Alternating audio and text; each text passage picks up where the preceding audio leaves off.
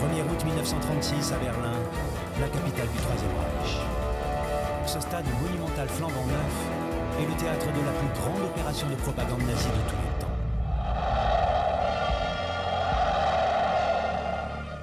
Vous avez 100 000 Allemands qui glapissent à Hitler, etc. On ne peut pas dire autrement. Des ouragans, des vagues de Heil, Heil, Heil. Et c'est une cérémonie nazie, qui était le décalque parfait des cérémonies de Nuremberg. Cette gigantesque cérémonie n'est pourtant pas un congrès du parti nazi. Adolf Hitler annonce l'ouverture des Jeux Olympiques. Mobilisation pour le sport et la paix. Au regard d'aujourd'hui, l'image paraît impensable.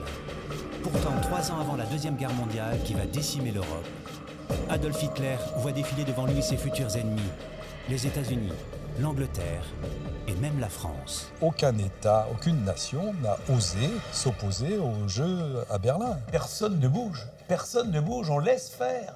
On laisse faire, c'est justement ce côté laxiste qui fait qu'on a été quelque part un peu complice. Mais non, le mouvement olympique voulait que ces Jeux perdurent. Ultra médiatisé par les premières télés de l'histoire, ce sombre spectacle fut l'accomplissement d'une stratégie méticuleusement planifiée pour tromper les grandes nations. Les nazis ont été machiavéliques dans cette affaire. Ils ont su utiliser l'olympisme à des fins de propagande. Une propagande massive servie par des moyens colossaux qui ont permis la construction d'un stade démesuré et de ce village olympique grand luxe. Un lieu spécialement dédié à faire des sportifs étrangers les meilleurs ambassadeurs du nazisme. Il s'agissait de montrer aux sportifs la meilleure image possible, afin qu'en rentrant chez eux, ils se fassent l'écho de tout le potentiel que l'Allemagne propose. Aussi incroyable que cela puisse paraître, ici se sont croisés des athlètes juifs et noirs pourtant détestés par les nazis. Nous sommes partis à la rencontre des filles de l'un d'entre eux, Jesse Owens, ce jeune coureur qui, avec ses victoires, a publiquement humilié Hitler sur son terrain.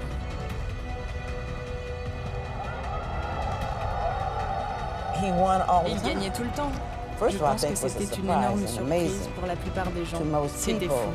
À chaque fois qu'il rentrait sur la piste, il y avait une énorme hola.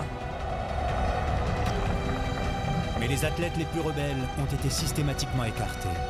C'est l'histoire de l'une des dernières survivantes de l'époque, Gretel Bergmann, une championne juive et allemande. Ils ne m'ont pas laissé concourir. J'ai gagné les éliminatoires, mais je n'ai pas participé aux JO parce que j'étais juive et que pour eux, j'étais le mal incarné. Personne d'autre n'a une histoire comme la mienne. Comment l'appareil nazi a-t-il mystifié les dirigeants des plus grands pays pour glorifier leur idéologie guerrière devant les caméras du monde entier?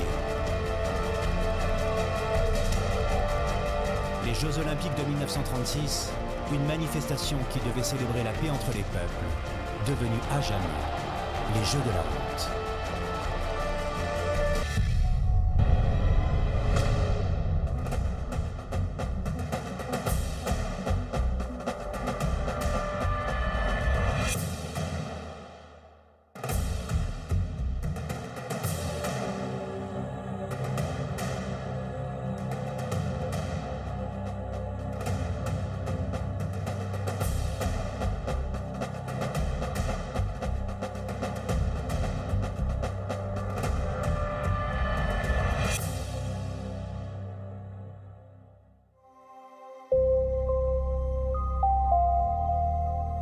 En 1931, quand l'Allemagne pose sa candidature pour accueillir les JO, les nazis ne sont pas encore au pouvoir.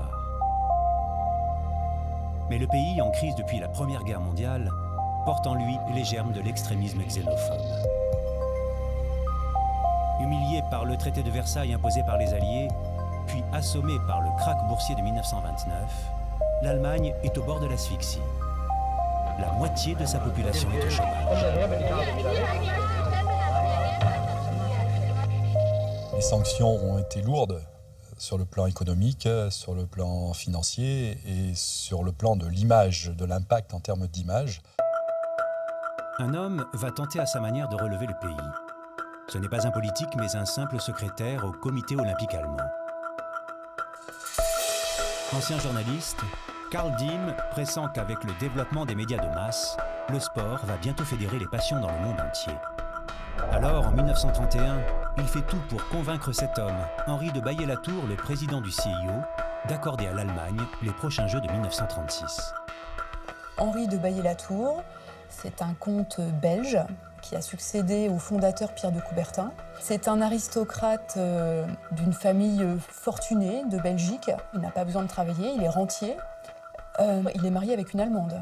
Donc il a un lien particulier avec l'Allemagne.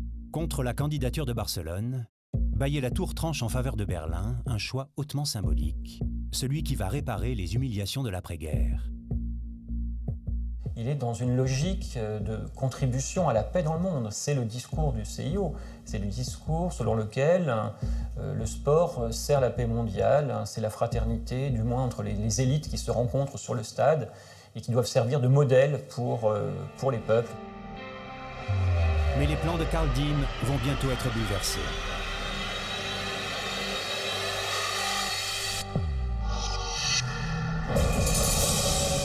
Le 30 janvier 1933, Adolf Hitler est nommé chancelier.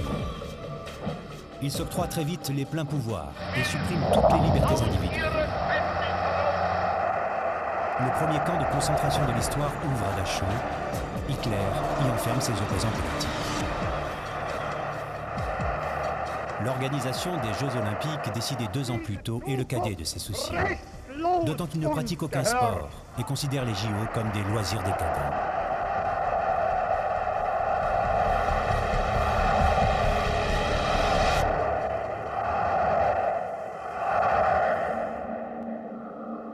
Karl Diem tient à tout prix à ces Jeux, quitte à se confronter à Hitler. Il trouve un étonnant soutien auprès d'un juif converti au protestantisme, son patron, Theodor Lewald, le président du comité olympique allemand. Dès mars 1933, ces deux personnages demandent une entrevue au chancelier Hitler pour tenter d'infléchir sa position et de le convaincre de l'utilité des Jeux. L'entrevue se tient à la chancellerie du Reich. Lewald et Diem font face à Adolf Hitler. À ses côtés, écoutant attentivement les deux hommes, son ministre de la propagande, Joseph Goebbels. C'est Goebbels qui est le premier à se rendre compte de cette possibilité de propagande pour se faire bien voir, si vous voulez, de l'ensemble des autres pays. On se dit que ce serait peut-être intéressant qu'il y ait une vaste opération de propagande et donc les Jeux Olympiques arrivent à point nommé. Utiliser les Jeux est une idée de génie. Parce que c'est le monde entier qui se donnait rendez-vous. Et le monde entier du sport, c'est-à-dire de ceux qui ne font pas de politique, puisque le système olympique faisait qu'on ne devait pas parler de politique, que c'était la rencontre fraternelle de la jeunesse, de l'amitié et de tous les peuples. Comme il l'a déjà écrit 10 ans plus tôt dans Mein Kampf, Hitler est un homme de guerre. En 1933, il a déjà en tête de rendre à l'Allemagne sa puissante armée, de se venger de la France et d'envahir une partie de l'Europe. Mais il n'est pas encore prêt. L'armée allemande est en pleine reconstruction et le Führer doit gagner du temps. Pour le moment, il préfère passer pour un homme de paix et les JO tombent à point nommé pour cela.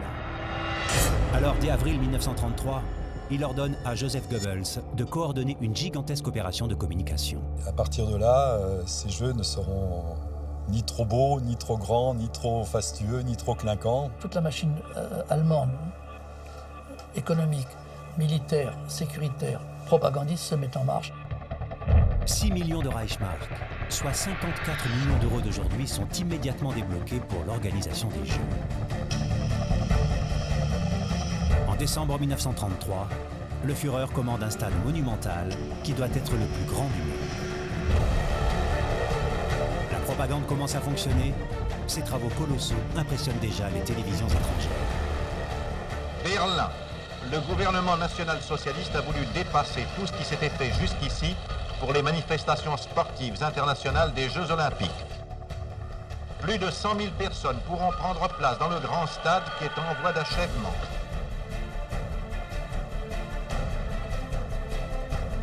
Hitler, lors de la première visite de cette enceinte sportive en construction, s'en est pris à l'architecte en disant « mais ce stade, ok, il est prestigieux, il est beau, mais il est trop petit pour nos jeux, il est trop petit. » Un stade de 100 000 places, il était trop petit.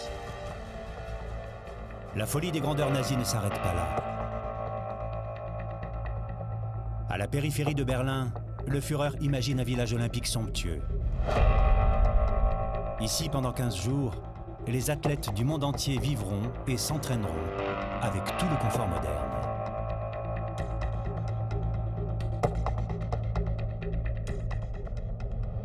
Tout avait été minutieusement étudié. Des salles de vie, 40 restaurants, des salles de spectacle, des salles de télévision, puisqu'on allait retransmettre un certain nombre d'épreuves en direct, un sauna finlandais, et un site qui était vraiment un oasis paradisiaque. Ici, au village olympique, l'idée était de proposer un village pittoresque et idyllique, à l'image d'un village allemand typique. On a réalisé un lac artificiel dans la forêt. Des oiseaux du zoo de Berlin ont même été amenés afin que tout ait l'air très vivant. Il s'agissait de montrer aux sportifs la meilleure image possible, afin qu'en rentrant chez eux, ils se fassent l'écho de tout le potentiel que l'Allemagne propose.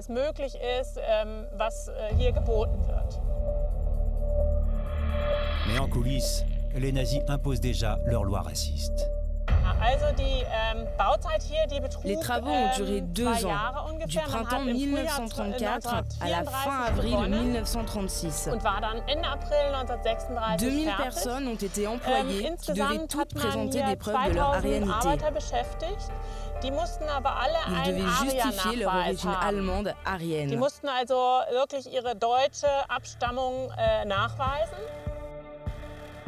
Un inquiétant mélange des genres s'opère. Le contrôle du village olympique est confié à un capitaine de l'armée allemande, Wolfgang Fürstner. Il vivra dans cette maison au milieu des sportifs.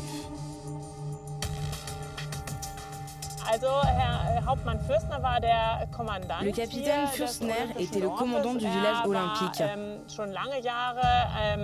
Il était depuis de nombreuses années un officier de confiance de la Wehrmacht. Très intéressé par le sport et sportif lui-même. Il était donc très fier d'investir ce poste. Le village est entièrement financé par le ministère de la Guerre, car ces locaux vont devenir un camp militaire après les Jeux Olympiques. Sur les murs des salles de vie, le capitaine Fürstner fait graver ses fresques guerrières. Dans le reste de l'Allemagne, les nazis durcissent leur régime. 15 septembre 1935, moins d'1 an avant l'ouverture officielle des Jeux Olympiques de Berlin, Hitler proclame les lois de Nuremberg. Les Juifs sont privés de la citoyenneté allemande. Leurs magasins sont pillés. Ils sont exclus de tous les emplois publics. On leur refuse même l'entrée dans les hôpitaux.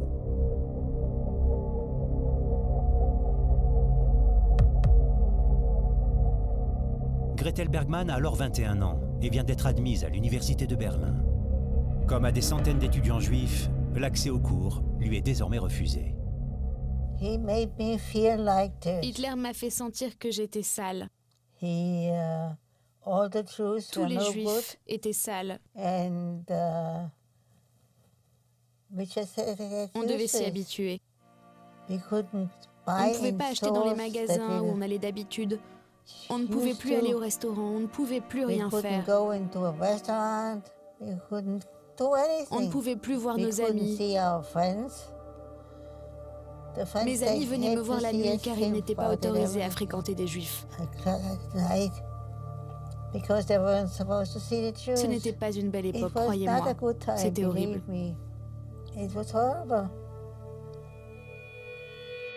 Gretel est passionnée d'athlétisme et particulièrement douée en saut en hauteur.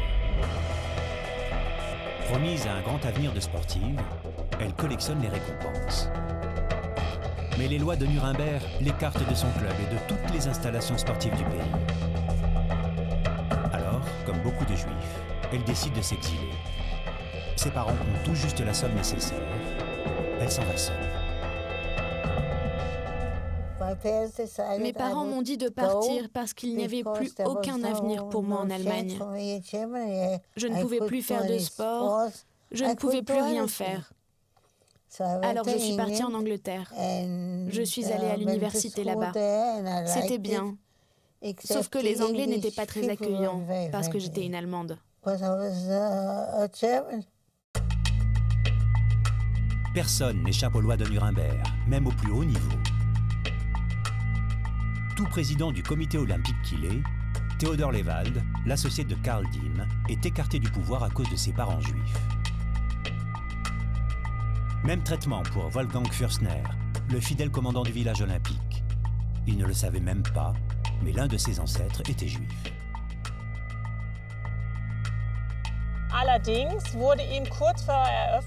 Peu avant la fin des travaux, il a été rétrogradé à un poste inférieur et il a été remplacé par un lieutenant-colonel de l'armée. Il fallait l'évincer avant l'arrivée d'Hitler le 17 juin pour l'inauguration officielle.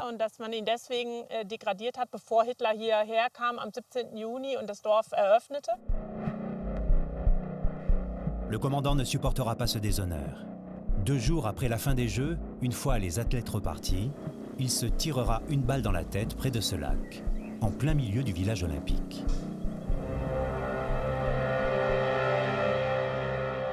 Devant cette Allemagne plongée dans la terreur, le président du CIO, Henri de Baillet-Latour, ne réagit pas. Le comité international olympique, sorte de vierge effarouché, dit non, non, nous, on ne fait pas de politique. Nous, on a les mains propres, nous sommes apolitiques, circuler, rien à voir. La question la situation des Juifs en Allemagne, des droits de l'homme en Allemagne, la démocratie en Allemagne, c'est pas notre problème, nous sommes au-dessus de tout ça. Berlin, c'est la promesse de jeux grandioses, et ça c'est le vœu le plus cher du CIO, très certainement.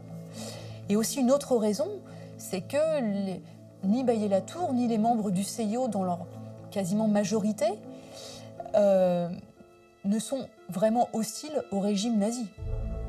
Personne ne bouge, on laisse faire.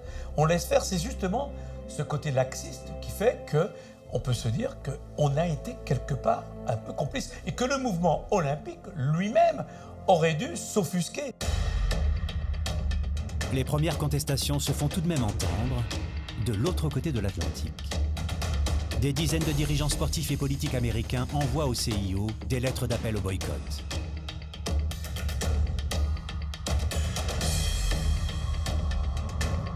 La charte olympique considère qu'il doit y avoir une égalité absolue des races et des croyances dans le domaine du sport. C'est l'antithèse directe de l'idéologie nazie qui fait de l'inégalité raciale la pierre angulaire de sa pensée. De grands rassemblements sont organisés dans toutes les grandes villes américaines.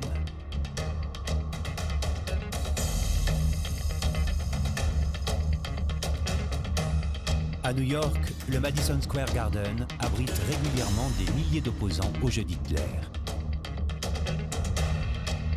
En novembre 1935, même un membre du comité olympique américain, Ernest Liedtjank, fils d'émigrés allemands, prend publiquement position pour le boycott dans cette lettre adressée au comte Baillet-Latour.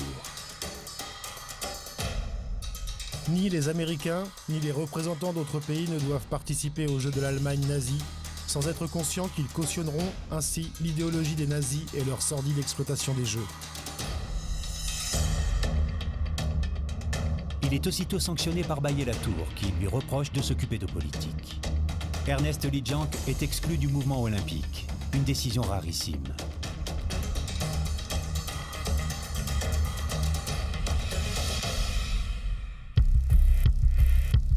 Il est remplacé par un homme beaucoup plus conciliant. Avery Brundage, membre actif de 2 associations ultra-racistes proches du Ku Klux Klan, devient le président du comité olympique américain. Nous trouvons que la préparation allemande est très bien menée. Je suis sûr qu'ils seront prêts à recevoir comme il se doit les athlètes du monde entier.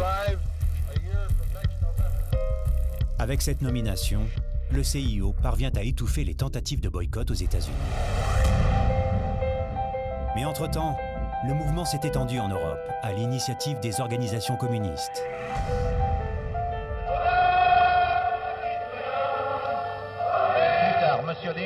Février 1936, ces mêmes communistes arrivent au pouvoir en France avec le gouvernement du Front populaire, dirigé par Léon Blum. La question des jeux de l'Allemagne nazie divise les députés.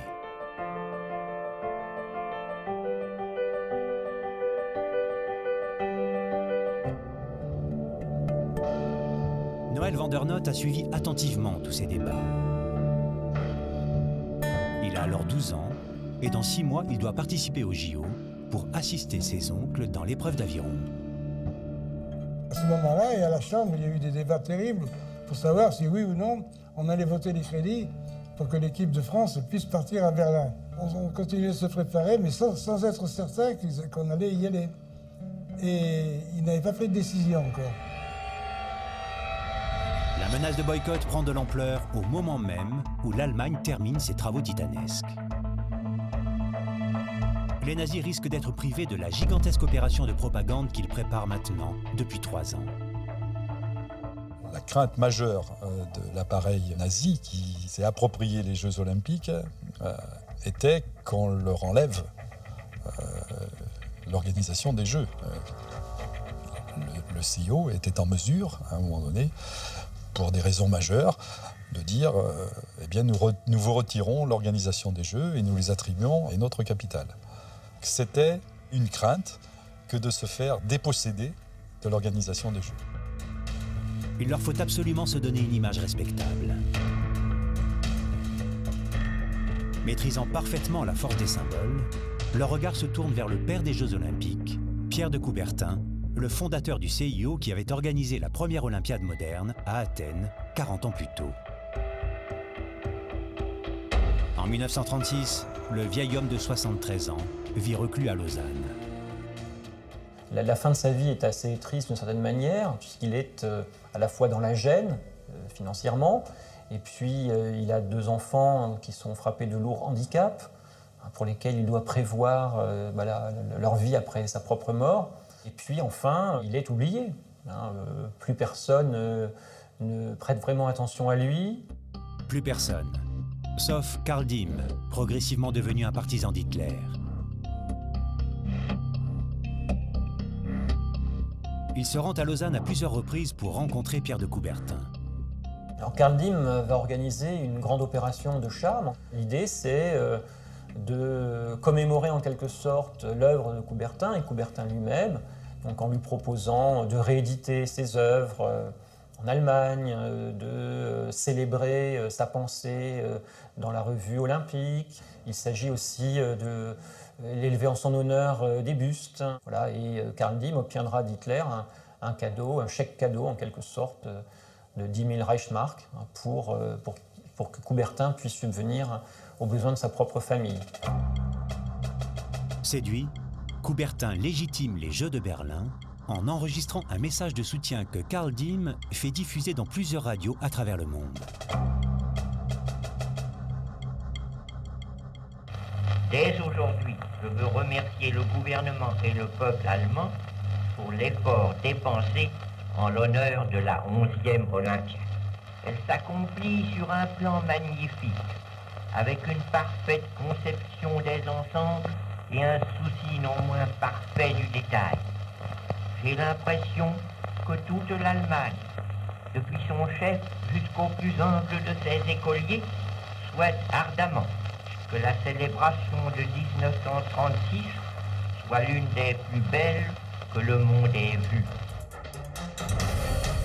De son côté, Hitler accepte la visite d'Henri de Baillet-Latour en Allemagne. Il organise une grande mascarade pour lui cacher les exactions antisémites. Il fallait absolument montrer au monde qu'en fait, l'Allemagne était un grand pays tolérant, ouvert, voilà. Et on le trimballe partout, c'est vraiment le mot. Mais ne prenez pas en pantin. Mais déjà, Hitler méprisait profondément. Vous imaginez bien qu'Hitler méprisait tous les hommes politiques français, tous les hommes politiques anglais, les Américains. Hitler pensait effectivement, c'est quoi c'est quoi ce pantin? Je vais le rouler la farine. Et effectivement, c'était le cas. Tous les gouvernements se font berner devant les minces promesses d'Adolf Hitler. Il s'engage à nettoyer Berlin de tous les panneaux antisémites avant l'arrivée des premiers visiteurs.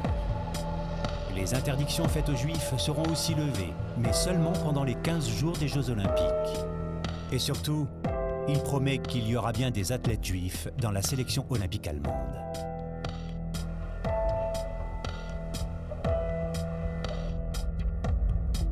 Gretel Bergmann, la jeune championne exilée en Angleterre, est rappelée de force.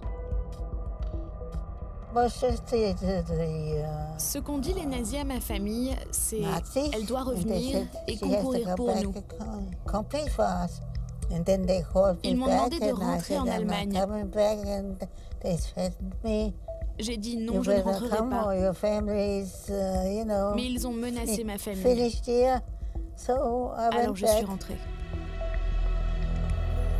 Les nazis utilisent Gretel Bergmann comme alibi aux yeux du monde.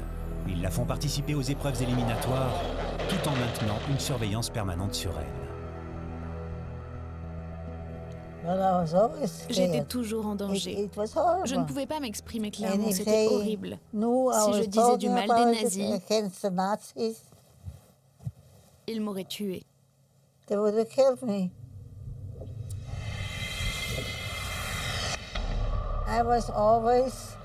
Pendant les éliminatoires, j'étais toujours exclue. Ils étaient assis et couraient, et moi j'étais assise de l'autre côté.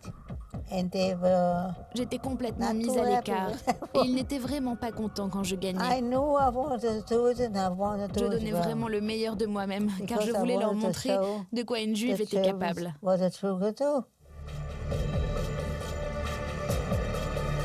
Les injustices décuplent la rage de la jeune athlète.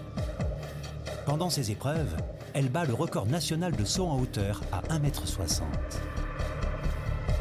Trop performante, Gretel Bergmann devient gênante pour les nazis. Ils craignent qu'une juive gagne au JO au nom de l'Allemagne. Alors, ils vont refuser de reconnaître sa performance et vont l'exclure de la sélection. Comme seule explication, elle reçoit ce courrier. Le responsable des sports du Reich, qui a choisi l'équipe pour les Jeux Olympiques, n'a pas pu vous sélectionner dans l'équipe qui représentera l'Allemagne. Au vu de vos dernières performances, vous ne vous attendiez sans doute vous-même pas à être retenu. À Hitler. Ils m'ont dit que je n'étais pas au niveau dans cette lettre.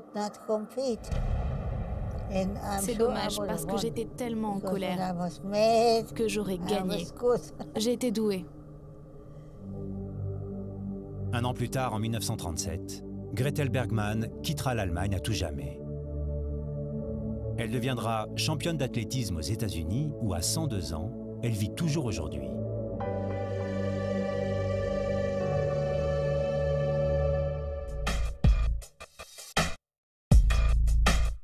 Les manœuvres nazies, toutes grossières qu'elles soient, ont suffi à rouler le monde dans la farine. Les États-Unis, l'Angleterre et même la France se prononcent contre le boycott. À l'été 1936, la grande opération de mascarade nazie peut démarrer. Première étape, cette campagne de communication dans laquelle est joué à fond le parallèle entre l'homme pur arien et l'athlète antique. Des dizaines de statues gréco-romaines sont érigées dans les rues de la capitale. Et le 20 juillet, la flamme olympique est allumée dans le bois sacré d'Olympie avant d'entamer le premier relais de son histoire pour Berlin. Un habile mélange des symboles au service de la propagande nazie.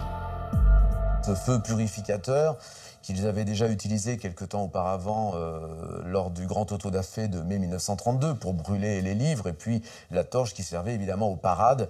Voilà, cette torche-là devient, par la grâce des Jeux Olympiques, une torche symbolisant le pacifisme et la trêve olympique. Là encore, le relais de la flamme est une idée de Karl Diem. Karl Diem est un admirateur de l'Antiquité grecque. Il y a dans l'intelligentsia nazie l'idée que les Hellènes, les ancêtres des Grecs, sont des Ariens et que donc l'Allemagne nazie, d'une certaine manière, en travaillant les corps par le sport, retrouve l'Antiquité grecque. Le décor est en place, nazisme et olympisme se confondent. Les Jeux d'Hitler peuvent commencer. À la fin du mois de juillet, 75 000 visiteurs débarquent à Berlin, naïvement joyeux. Parmi eux, 200 sportifs français comme le jeune Noël Vandernoot. Tous sont venus, car pour eux, les JO sont avant tout une grande fête apolitique. Les athlètes étaient tous d'accord pour aller aux Jeux. Pourquoi? Je vais vous le dire.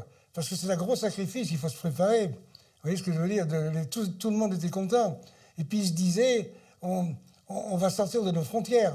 Parce qu'il y avait très peu de Français qui avaient voyagé. Les Français n'avaient pas de vacances, rien du tout. C'était une évasion de se dire, on va sortir de nos frontières, on va participer quand même à une grande fête. Parce qu'en principe, il faut le prendre comme ça. C'est une grande fête, les Jeux Olympiques. Dans Berlin, c'était inondé de drapeaux nazis et des drapeaux olympiques avec les anneaux. Il était noyé, le peu qu'il y avait, au milieu de tous ces drapeaux. Ça en était farci. C'était noir de drapeaux d'Asie aux fenêtres, partout. Les drapeaux olympiques, on en voyait très peu. Le 1er août, l'ouverture des Jeux Olympiques se transforme en gigantesque fête nazie. L'idéal pacifique a laissé la place à une démonstration de la puissance militaire allemande.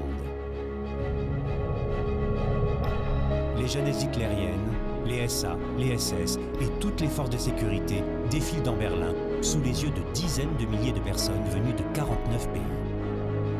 Hitler peut se réjouir, 100 000 personnes vont l'acclamer dans son stade monumental, flambant neuf. Là, je le revois, là, il était toujours, vous savez, la tête droite, là. Il passait devant nous, là, suivi par tout son aréopage.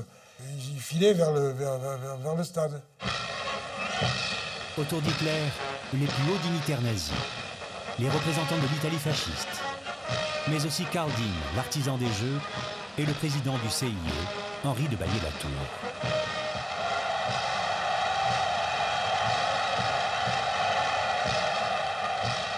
Tout le monde était là. Et Hitler, c'était sans arrêt. Sans arrêt, le Führer, c'était quelque chose de... Il mettait le peuple en furie, lui. C'est invraisemblable. Le défilé des athlètes. L'hymne allemand, mais aussi l'hymne nazi, sont entonnés par la foule. Une foule qui se lève à l'arrivée des athlètes, pas simplement ceux du Reich d'ailleurs, les athlètes américains et particulièrement les athlètes français qui font une forte impression. Car les Français vont se montrer incroyablement naïfs. La France. La délégation emmenée par la petite mascotte Noël Vandernoot, ici à droite, tend le bras en direction d'Hitler. Dans leur esprit, ils reproduisent le salut olympique qui était d'usage lors des Jeux précédents comme à Paris en 1924. Mais ce geste ressemble à s'y méprendre au salut nazi. À ce salut des Français répondent des saluts nazis puisque la foule semble se lever d'un bond en quelque sorte pour rendre aux Français le salut nazi. On n'a pas pensé qu'ils pouvaient faire un rapprochement entre les deux, vous voyez. La foule, les nazis et le monde entier interprètent ce geste comme un signe d'allégeance au Führer. Par sa seule naïveté, l'ennemi historique de l'Allemagne montre sa soumission devant Hitler. Seuls les sportifs des pays amis du Reich comme l'Italie fasciste et l'Autriche saluent aussi de cette manière.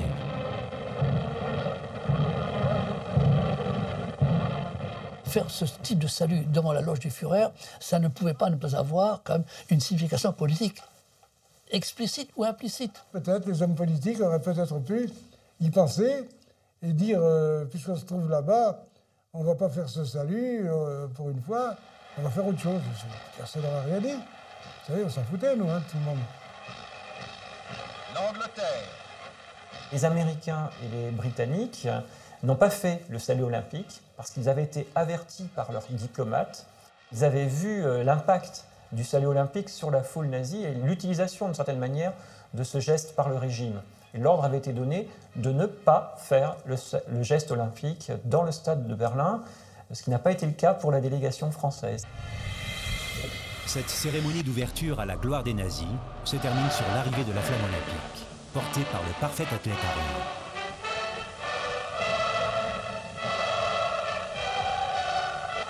Des pigeons vont partir dans un joyeux et symbolique envol pour annoncer au monde l'ouverture des Jeux Olympiques. Tout était image, tout était propagande visuelle. La mise en scène visuelle, l'arrivée de Hitler, les projecteurs, la flamme, l'image. Dans cette guerre de l'image, les nazis font de chaque épreuve sportive un terrain d'affrontement politique. Tous les athlètes du Reich portent sur leur maillot la croix gammée.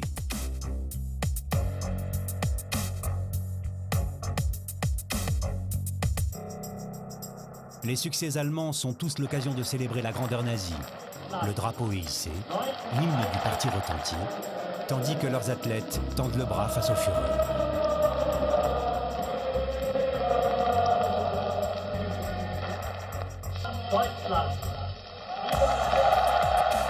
Pour démontrer leur puissance, les nazis ont encore une nouvelle trouvaille.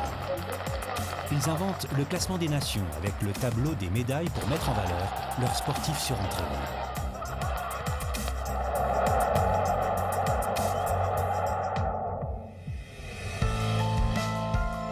Hitler veut s'assurer que sa propagande soit diffusée à très grande échelle.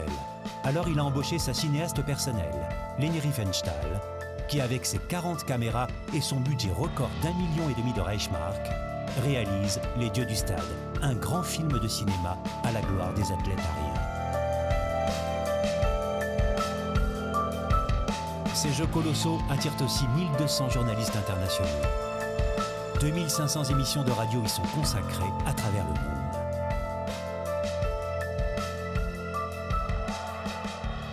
Et puis, c'est la première fois qu'on va expérimenter la télévision en direct, enfin, avec un léger différé, disons.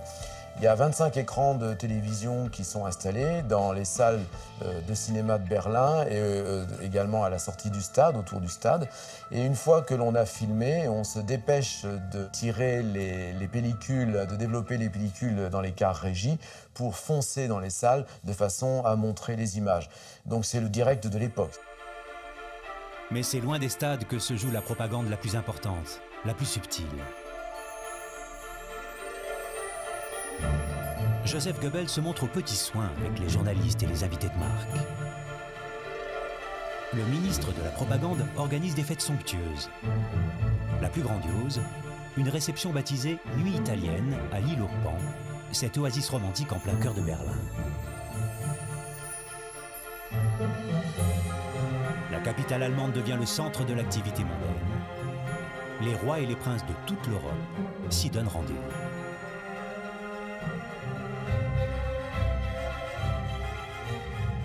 C'est les very important people qui se sont rassemblés et mangent des petits fours. Ouais. C'est une manière, disons, d'agrémenter le séjour de tous ces gens qui font l'opinion. Lors d'un grand dîner de gala à l'Opéra de Berlin, où il a convié 1200 reporters, Goebbels révèle ses véritables intentions.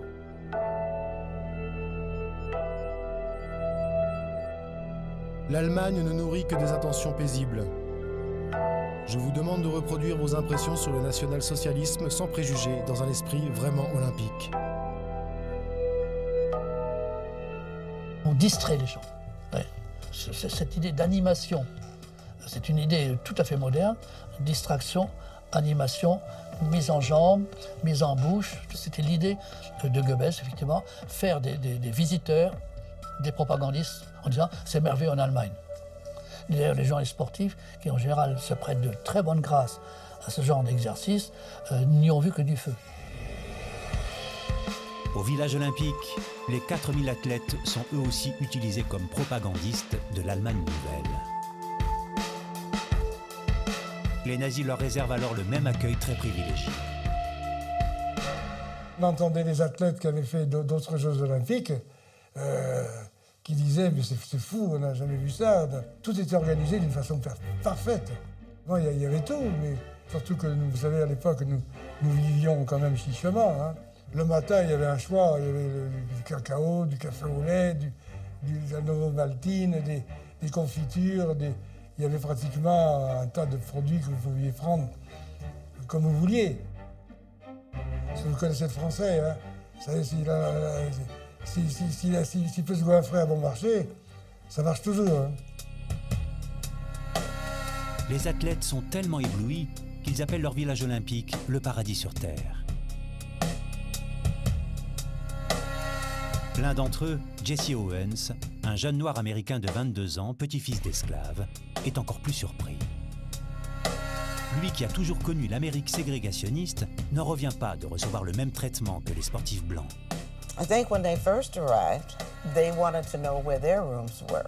Quand ils sont arrivés, ils ont demandé où étaient leurs chambres, car ils pensaient qu'ils seraient logés dans un autre endroit que les athlètes blancs. Et quand ils se sont rendus compte qu'ils étaient égaux, c'était vraiment quelque chose, vous savez. Parce qu'à la maison, ça ne se passait pas comme ça. Ils mangeaient tous ensemble. Ce n'étaient pas les blancs d'un côté et les noirs de l'autre. Ils formaient une seule équipe, l'équipe olympique américaine. Derrière cet accueil méticuleusement pensé, le régime hitlérien n'en reste pas moins ultra-raciste, considérant les Noirs comme des sous-hommes. Pourtant, c'est ce jeune sprinter qui va à lui tout seul enrayer l'énorme machine propagandiste.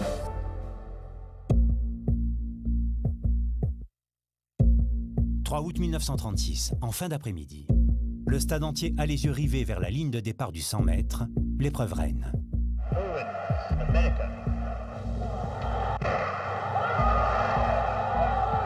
Dès les premières foulées, Jesse Owens lâche ses adversaires. C'était une détente, quoi, vous voyez ce que je veux dire. Vous en avez qui courent, par exemple. Ils ont les pieds au sol, on a l'impression qu'ils écrasent la piste. Tandis que lui, c'était l'inverse. Oui, ça bondissait. Vous voyez, on sentait que c'était de la dynamite.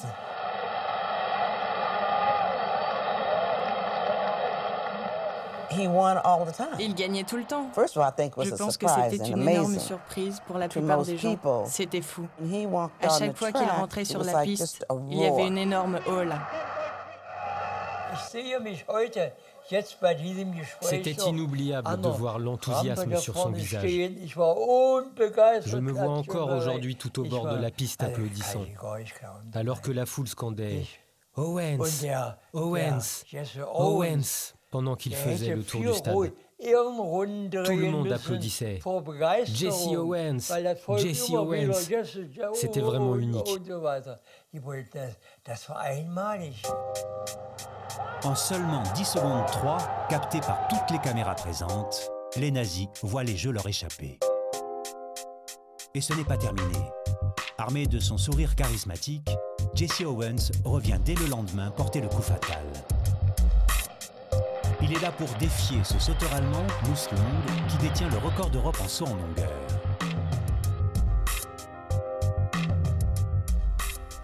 Il avait toutes les caractéristiques de l'arien parfait, selon Hitler. Il était blond, la peau blanche, grand, athlétique, et il venait d'une famille très riche. Mais surtout, c'était un homme bien. Tout sépare les deux hommes. Pourtant, une complicité se crée en plein milieu du stade, sous les yeux d'Adolf Hitler. Mon père était tombé plusieurs fois pendant les essais. Luslong lui avait donné des conseils pour ne plus tomber. Il a posé une serviette juste avant la ligne de départ. Et il a dit « Appuie-toi dessus et tu ne tomberas plus ». Grâce au conseil de son adversaire, Jesse Owens réussit un saut incroyable. À 7,94 m, il bat le record du monde. Luce a été le premier à le féliciter. Ils se réjouissaient ensemble. Luslong et cet athlète extraordinaire, cet homme noir, Jesse Owens. Ils avaient vraiment fière allure. C'était beau à voir.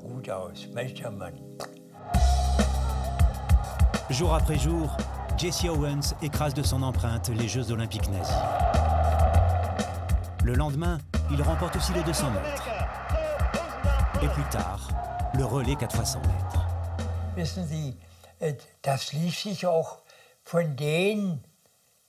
Il y avait bien sûr un contraste entre cette foule en liesse et le calme des dignitaires du parti nazi dans les tribunes. Tous les spectateurs s'enthousiasmaient, mais eux se faisaient remarquer par leur attitude négative. Ils étaient regroupés dans un coin et ils n'avaient pas l'air contents. Les victoires de Jesse Owens, c'est un échec cinglant de toutes les théories raciales proclamées par le Troisième Reich, et ceci en direct aux yeux du monde.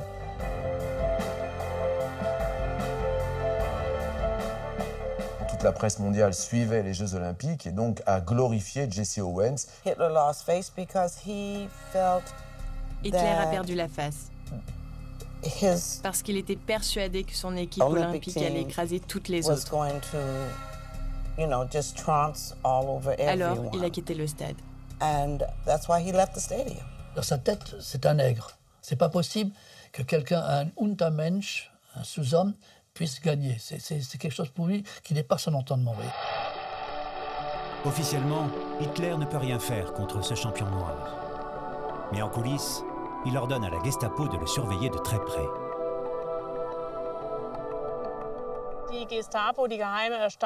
La Gestapo, la police secrète, ouvrait systématiquement le courrier que recevaient les sportifs. Une lettre de Jesse Owens a été confisquée. Elle avait été envoyée par un haut fonctionnaire de l'autorité sportive américaine qui lui conseillait de rendre les médailles. Dans cette lettre que Jesse Owens ne recevra jamais, il lui est demandé de profiter de l'attention portée sur lui pour alerter le monde sur le régime nazi. Vous allez avoir l'opportunité de rester dans la postérité, non seulement comme un grand sportif, mais aussi comme un grand homme. Pour cela, en mémoire de toutes les horreurs déversées par Hitler et ses hommes sur les Noirs, les Juifs et ceux qu'ils appellent les sous-hommes, vous devez refuser qu'ils vous couronnent. Jesse Owens n'a pas pu réagir à cette lettre et n'en a jamais eu connaissance de son vivant, puisqu'elle n'a été révélée et publiée qu'après sa mort. Sous haute surveillance, les JO vont se poursuivre sans que personne ne remette en cause la dictature en place.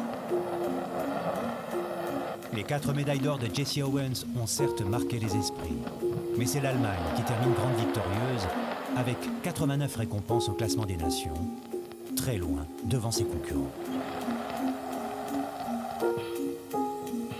Le 16 août, lors de la cérémonie de clôture, Henri de Baillet-Latour continue inlassablement de remercier Adolf Hitler. Après avoir offert au chancelier du Reich et au peuple allemand le tribut de notre profonde gratitude, nous proclamons la clôture des concours de la 11e Olympiade. Les JO de 1936 ont agi comme un terrible tour de passe-passe. Alors que tous les regards étaient braqués sur cet événement grandiose, Hitler planifiait en réalité sa stratégie guerrière. Son objectif, c'est de mesurer la soumission de ce peuple à son Führer, à son chef, en vue des mobilisations guerrières futures. J'en veux pour preuve que le jour de l'ouverture des Jeux, l'état-major allemand décrétait la première étape de la préparation guerrière. À peine 3 ans plus tard, toute cette farce de tolérance et de paix entre les peuples montre sa vraie nature. Adolf Hitler déclenche la Seconde Guerre mondiale et ses armées déferlent sur l'Europe.